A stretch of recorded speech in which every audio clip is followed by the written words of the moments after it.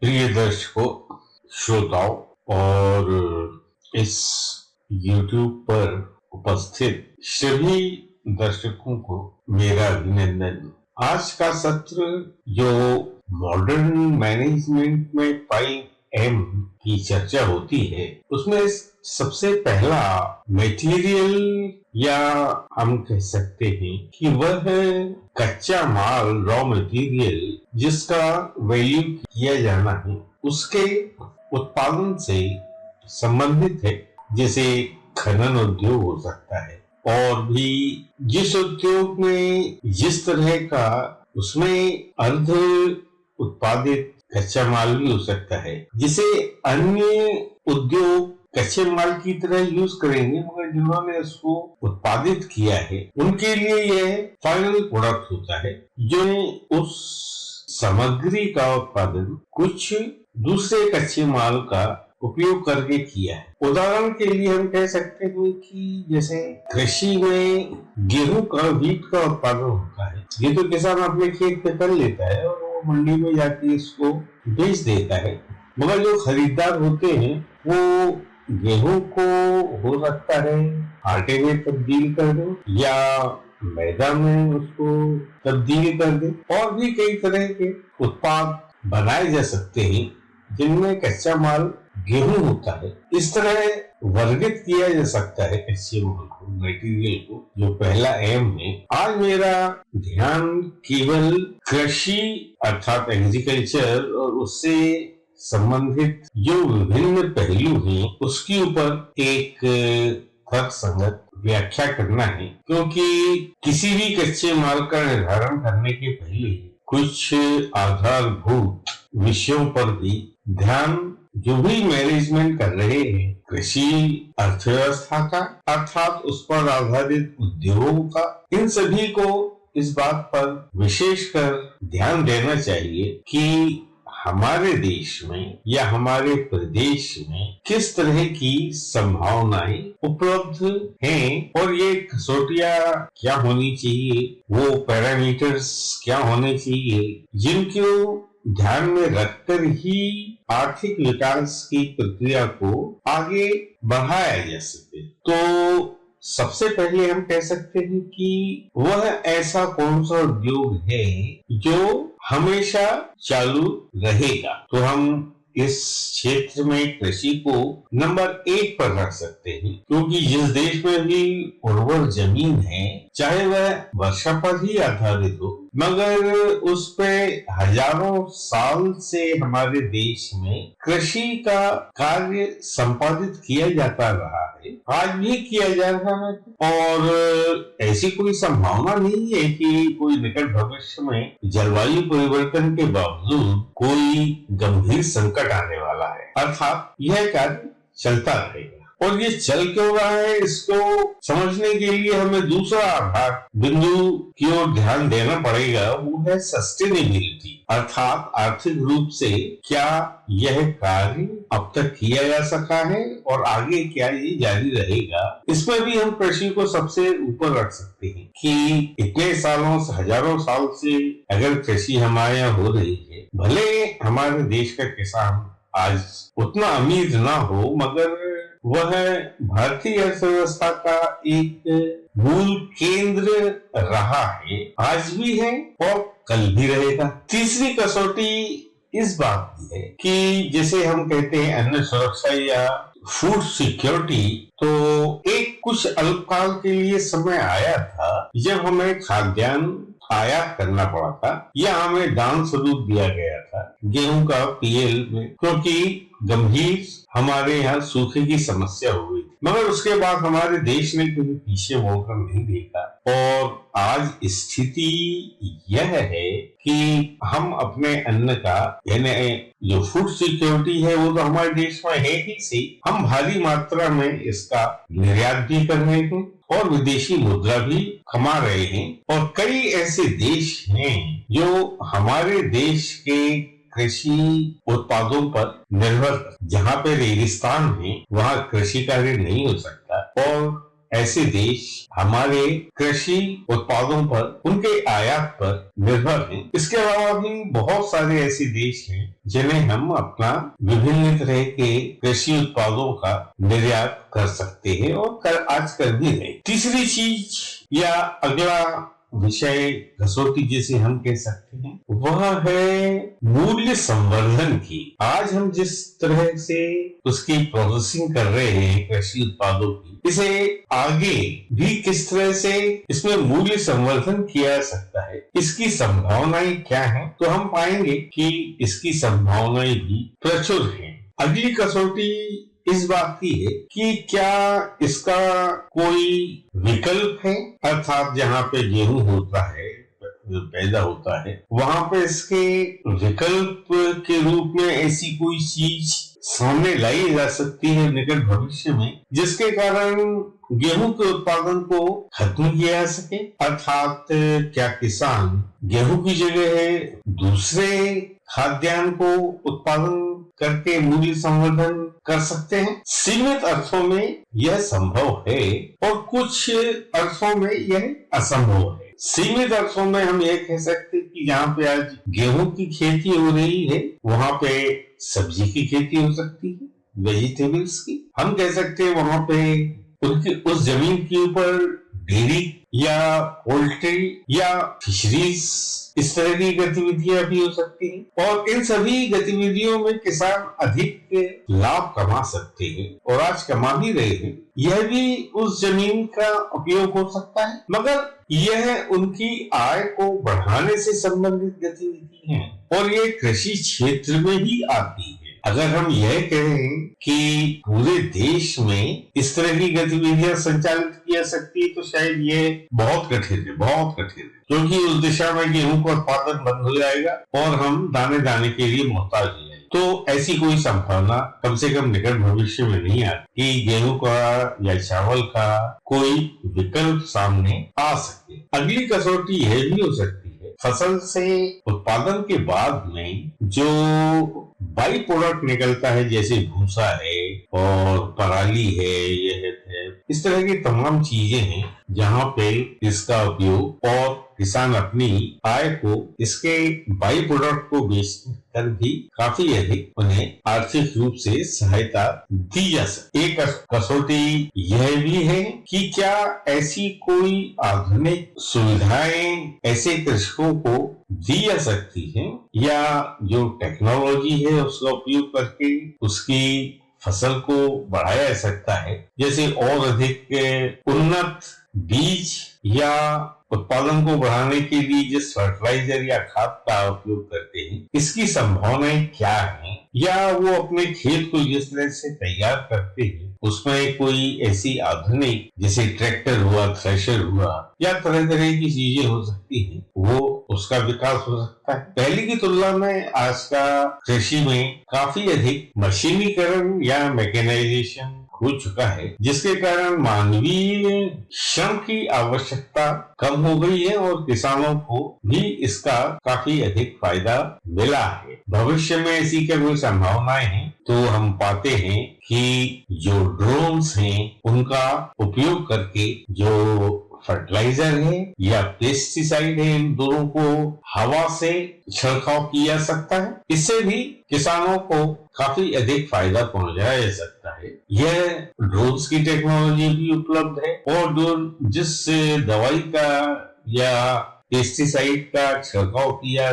जा सकता है वह भी उपलब्ध है। सवाल केवल इतना है कि पूरे देश को क्या ये सुविधाएं उपलब्ध की जा सकती हैं, अर्थात उनके खेतों में भी ड्रोन के माध्यम से फर्टिलाइजर और इसका पेस्टिसाइड का छिड़काव किया जा सकता है। तो यह थोड़ा दुष्कर कार्य जरूर है, मगर यह भी संभव है अगर इन सबको इकट्ठा किया जाए और साथ में किसानों को अगर उचित दर पर फाइनेंशियल सपोर्ट भी दिया सके तो सोने में सुहागा होगा और ऐसी संभावनाएं अपार हैं जहां किसानों ने इस आर्थिक सहायता का उपयोग करके कृषि के कार्य को काफी उन्नत कर लिया है। आज की खेती पुरानी खेती से बहुत बहुत अलग है। इस कारण हमारे देश में जलवायु परिवर्तन के बावजूद बहुत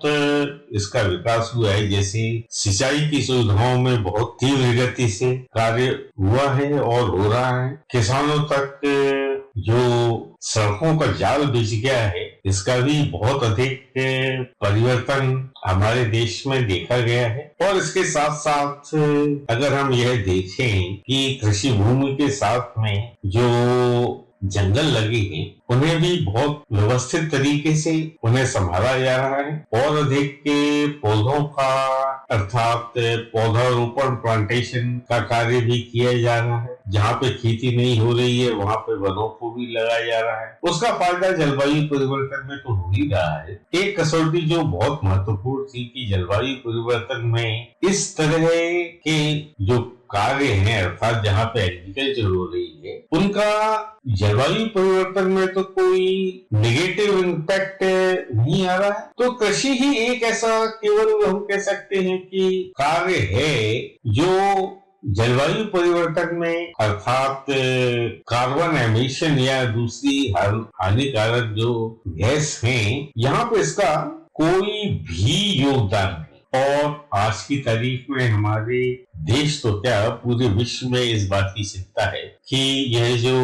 बढ़ता हुआ टेम्परेचर है हमारे वायुमंडल का, इसका कितना गंभीर असर आगे आने वाले समय में मानवता को, क्योंकि जलवायु परिवर्तन में एक देश को नहीं पूरे विश्व को इसका विपरीत प्रभाव पड़ता है और उसे स्पष्ट रूप से देखा भी जा रहा है, महसूस भी किया जा रहा है और अंतर्राष्ट्रीय स्तर पर यह सब कार्य किया जा रहा है। तो उस दृष्टि से भी देखा जाए तो कृषि को मैं सबसे प्रमुख स्थान दूंगा और इसका कोई विकल्प नहीं है। हर तरह से यह कार्य सर्वोत्तम है, आज भी है, कल भी रहा था। तो जिसे सोने की चिड़िया जिस देश को कहा जाता था, उस समय कोई आधुनिक चीजों का तो उत्पादन होता नहीं था, सिवाय इसके कि भारत से जो कपड़े हैं उनका निर्यात होता था और कृषि से संबंधित कई चीजें हैं जैसे मसाले हैं, इन सब चीजों का उत्पादन होता था और उसके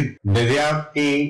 बल पर ही भारत सोने की चिड़िया बना। और इस बात की भी बहुत प्रचुर संभावनाएं हैं कि अगर छोटे छोटे स्तर पर भी इस तरह की चीजों का उत्पादन किया जाए, जैसे मैंने कई घरों में देखा कि उन्होंने गमले में स्ट्रॉबेरीज लगाई हुई। जब गमले में स्ट्रॉबेरीज लगाई जा सकती है तो निश्चित रूप से किसान भी उसकी खेती कर सकते हैं और इसका भरपूर लाभ इस तरह के विकल्पों का ले सकते हैं। कश्मीर में तो केसर होता ही है, अन्य जलवायुओं में भी केसर का उत्पादन किया सकता है। हो सकता है कि इसकी गुणवत्ता वैसी ना हो जैसी केसर की है, मगर कश्मीर जैसी ठंड जो है वो कई राज्यों में देखी जाती है, क्योंकि केसर के लिए एक ठंडा वातावरण जरूरी होता है। एक निर्धारित डिग्री में टेम्परेचर का होना अनिवार्य है उसके लिए। गर्मियों में केसर का उत्पादन हो ही नहीं सकता, मगर आजकल हम देखेंगे कि कश्मीर जैसी ठंड जो है वो भारत के विशाल भूभाग में भी पड़ती है और वहां पर भी इसका उत्पादन कार्य या हम कहें कि केसर की खेती सफलतापूर्वक की जा रही है, यह संभव है। हो सकता है कि कश्मीरी केसर 1 लाख रुपए प्रति किलो के हिसाब से बिके, मगर मैदानी क्षेत्रों में या अन्य पहाड़ी क्षेत्रों में इसकी कीमत अगर 80,000 रुपए किलो ही मिल जाए, आप कल्पना कर सकते हैं कि इससे किसानों को कितना अधिक लाभ प्रदान किया जा सकता है। इसी तरह से और भी अन्य, जैसे मैंने कहा, कृषि कार्य खेतों पर और इस पर आधारित अन्य कार्य जैसे डेयरी, पोल्ट्री और फिशरीज, ये सब कार्य किए जा सकते हैं। इसकी लिए जमीन की उपलब्धता कोई कम नहीं है, पानी की कोई कमी नहीं है, खाद की कोई कमी नहीं है और प्रति एकड़ आगे उत्पादन बढ़ाने की संभावनाएं विशाल है। केवल एक कार्य और किया जा सकता है, किसानों को समूहों में संगठन के माध्यम से उन्हें यह सब चीजें, यह सब सुविधाएं उपलब्ध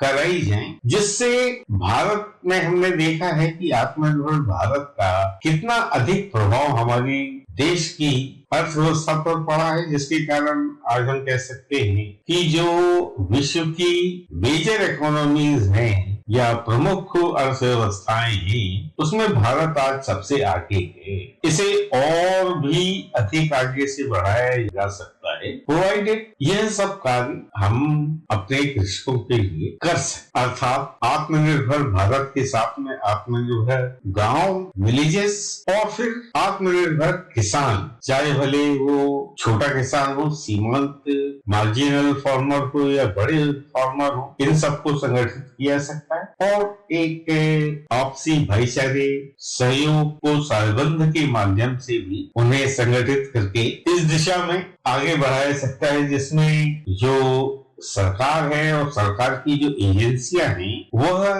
केवल उन्हें आर्थिक सहायता दे, प्रबंधन से संबंधित सहायता दे, बाकी कार्य किसानों को खुद करने के लिए, कृषि से संबंधित निर्णयों को लेने के लिए किसानों को स्वतंत्र छोड़ दिया जाए। क्योंकि जैसा हमने देखा है कि किसानों के संगठन मुख्य रूप से आज की तारीख में राजनीतिक हो, जो किसानों का शोषण करने से तरह तरह की बाज नहीं आती और इसके कारण किसानों का अहित होता है और ऐसे संगठन सौदेबाजी करने में ज्यादा विश्वास रखते हैं बजाय कि किसानों की सच्ची भलाई के। यह सब कुछ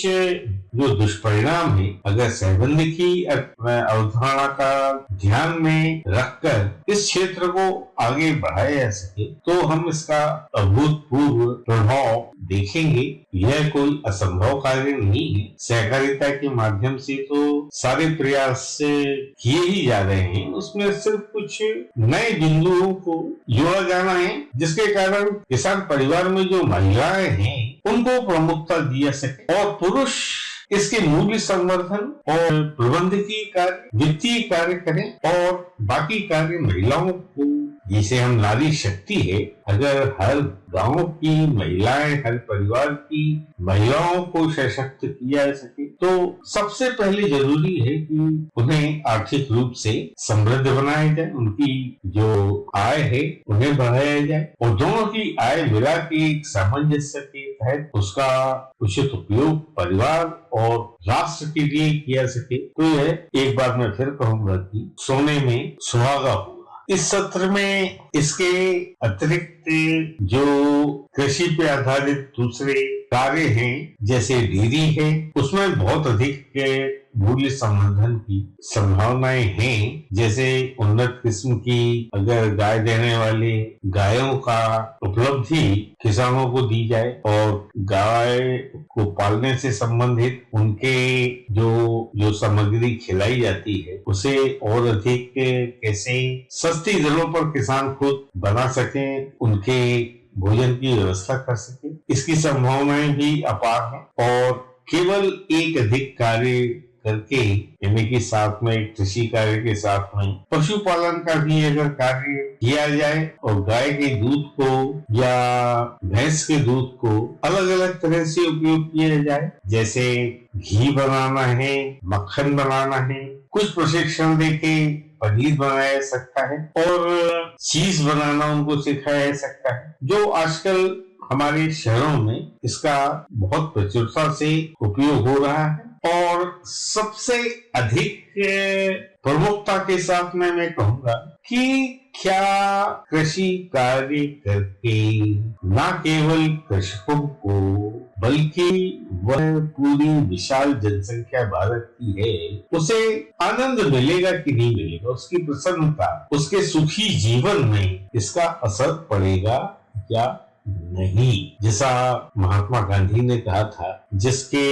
उद्देश्यों को प्रधानमंत्री भी उतनी ही गंभीरता के साथ में उसका अनुसरण कर रहे हैं कि किसी भी आर्थिक विकास का अंतिम लक्ष्य वह होना चाहिए जो आज सबसे गरीब है या जिसे सहायता की सबसे ज्यादा आवश्यकता है। इसमें हम पाएंगे कि भारत की अगर 70% जनता कृषि या कृषक है, तो उन्हें सबसे अधिक फायदा मिलना चाहिए। सबसे अधिक आर्थिक नियोजन या हम कह सकते हैं जो खर्च है वो किसानों पे, गांवों पे और उस पर आधारित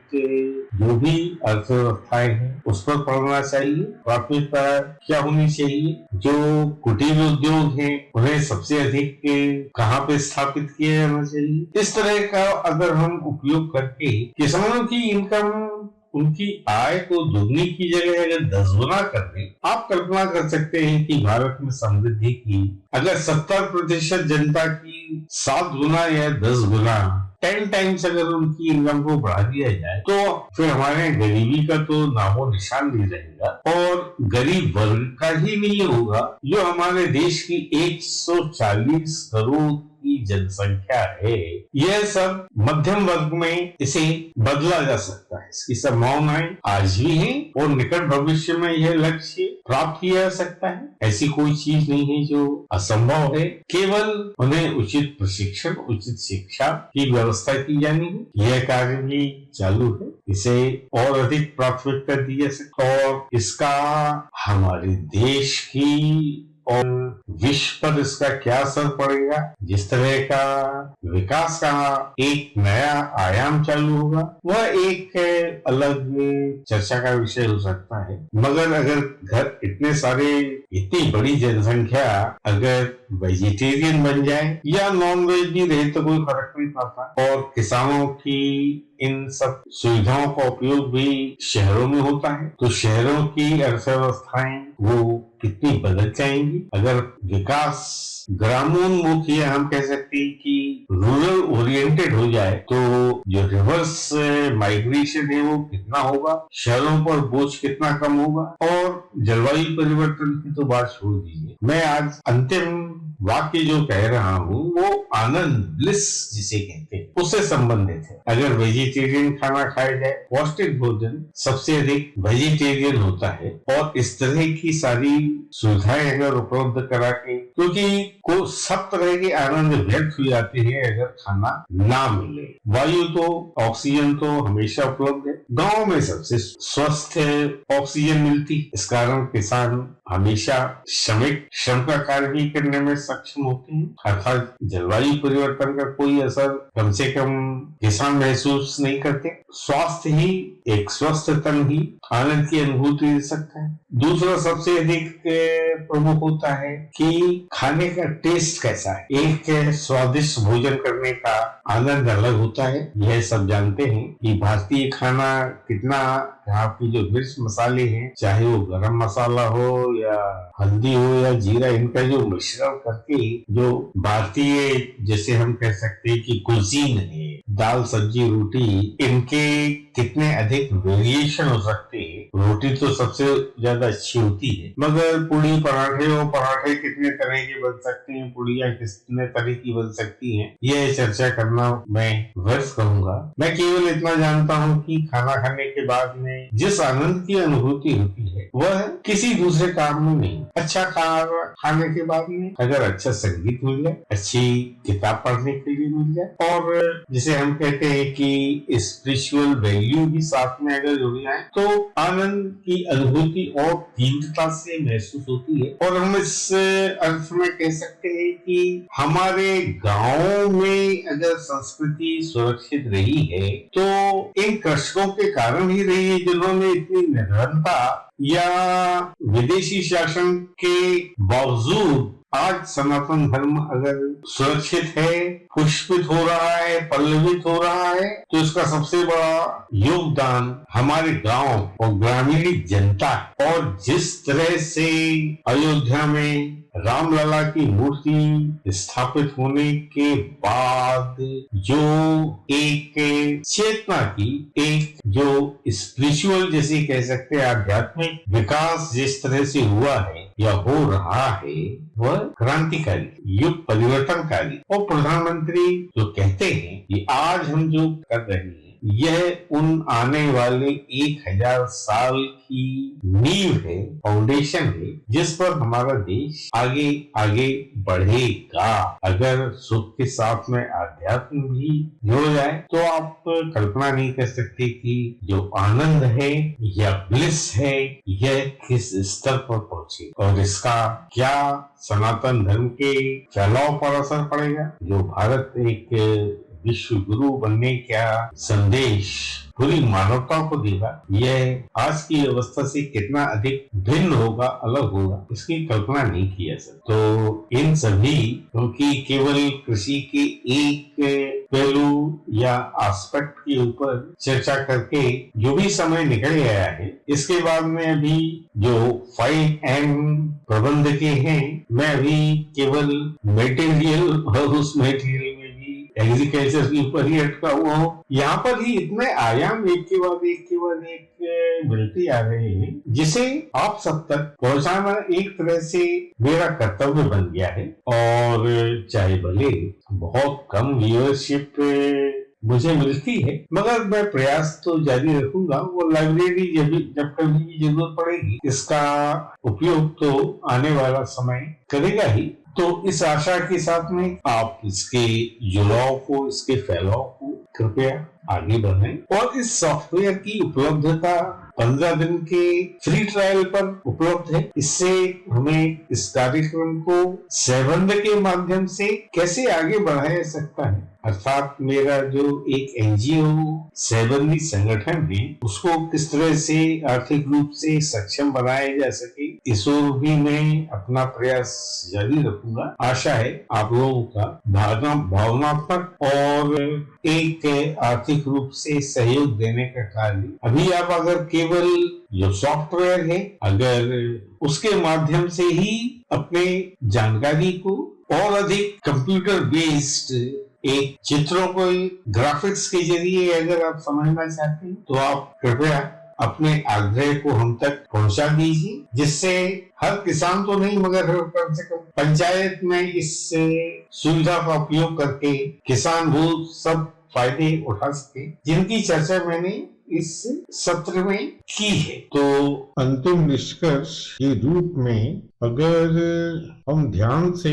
मॉडर्न मैनेजमेंट के प्रिंसिपल को देखें तो मनी की